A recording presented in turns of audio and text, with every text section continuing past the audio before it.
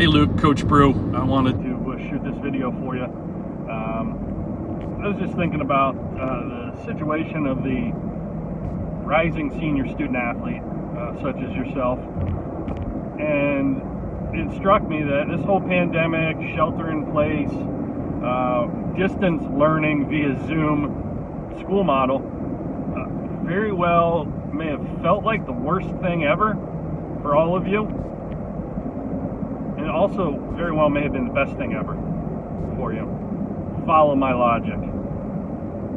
When you're a college student, you're away from home, sometimes for the first time. You are responsible for managing your time. You and you alone are exclusively responsible for your education and the results of that education. You and you alone, exclusively responsible for your athletic results on and off the court. Exclusively. That's the key word. There's no parent looking over your shoulder. There's no teacher or administrator micromanaging your learning. College professors, pass or fail, sink or swim, they don't care. It's up to you to do the work and put in the work. And you got a taste of that. All of you got a taste of that with this pandemic. You were pretty much confined to your room or your house, and your results you were exclusively responsible for. You couldn't raise your hand, call a teacher over. Yeah, you could call them up. There were Zoom classes, but there's a far greater level of autonomy and responsibility. And guess what, buddy? That's a realistic preview of college. That's a realistic preview of the student-athlete experience. So in that regard, that's the best thing that could have happened for you. You got a taste of that autonomy. You got a big taste of that responsibility right away, early. I think that's a competitive advantage for you. And to help shift your perspective, because everyone's looking forward to, oh, maybe we'll get a vaccine, or oh, maybe they'll open up school again. And people are sitting back and hoping. Well, what if school doesn't open back up again and you're on your own again? This is another opportunity for you to train your mindset and to hold yourself personally accountable in a way that others won't. And when you hold yourself personally accountable 100% for all your results, that's when your results change for the better. That's when your life changes for the better. So I want you to think about that, because I think that the biggest difference between successful student athletes when they go to the next level of college and the unsuccessful ones as they transition from high school to college is the willingness to embrace responsibility, accountability, and the unknown. And the unknown's far more known for your generation as inbound college student, because you have the benefit of seeing all these, behind-the-scenes videos and shows on ESPN and Fox Sports, and you have the internet, and you can see the student-athlete experience. I was flying blind. When I was a college lacrosse player, I was flying blind headed into college from high school. And I'll leave you with this thought. The best thing you can do sometimes is just watch what other successful people around you are doing.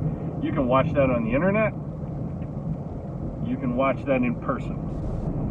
I didn't have the internet. Yeah, I'm that old. Fred Flintstone roamed the earth on a car with cement wheels when I was a college student, headed into college.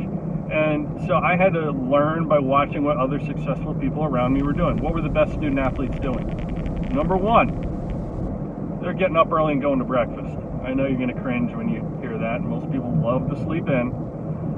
But there's something important to getting up early and going to breakfast. The first hour of your day sets the trajectory for the other 23. And when you get up early, it forces you to what? Go to bed earlier. It forces you to get into a good, healthy routine. Make sure you get enough sleep. When you get up early and go to breakfast, what's that also do? It fuels your mind and your body for the rest of the day. Eating a healthy breakfast. I'm not talking about going somewhere in a car with a drive-through window, or just grabbing coffee and a bagel. I'm talking about sitting down, having breakfast with your teammates.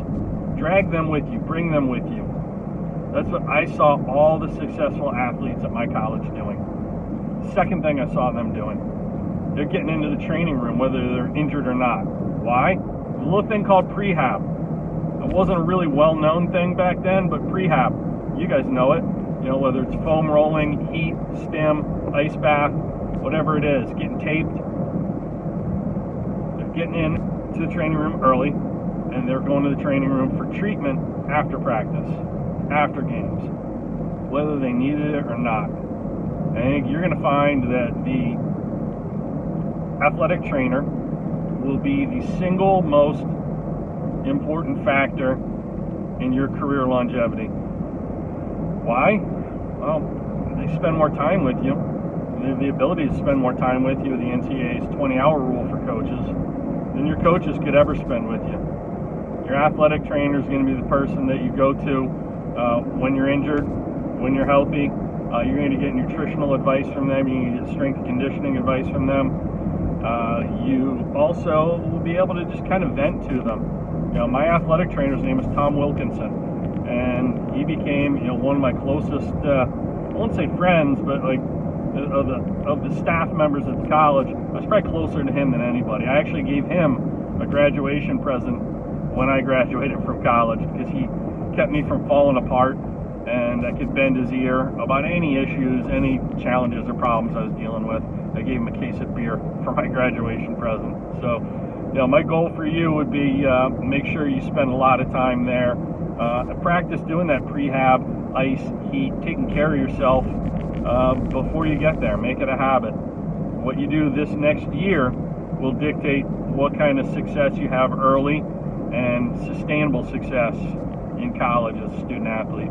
The third thing that I saw the most successful student athletes doing, that I modeled all these behaviors, the third thing was they went to the library. And I don't just mean for team study hall. They spent their time in the library studying, reading, having a quiet place where they could focus. We didn't have cell phones, so it was a far less distraction-filled environment. But I think this is a good life tip for you. The kind of people you will want to meet and associate with, you will find in libraries when you're in college. They are people with work ethic, intellectual curiosity, self-discipline, and an appreciation for learning. And hopefully that will describe you. When you leave college, the kind of people, this is a little bonus tip. When you leave college, the kind of people you will want to meet and associate with, especially if you're looking for a significant other, they're the kind of people that hang out in bookstores. Why? They're intellectually curious. They're educated. They see a strong value in being informed. So, get up early, which guarantees you go to bed earlier, which guarantees you're not waking up hungover and less than at your best. Have breakfast. That's number one. Number two, develop a strong relationship with your trainer and the training room. Prehab, rehab, ice, stim. Take care of your body will take care of you. Number three, spend time in the library. You know, your room, your dorm room is for one thing. It's for sleeping. Your room is for sleeping. Library is for studying. Classrooms are for learning. So understand those three things and start practicing them now so you're ahead of the curve when you get to college.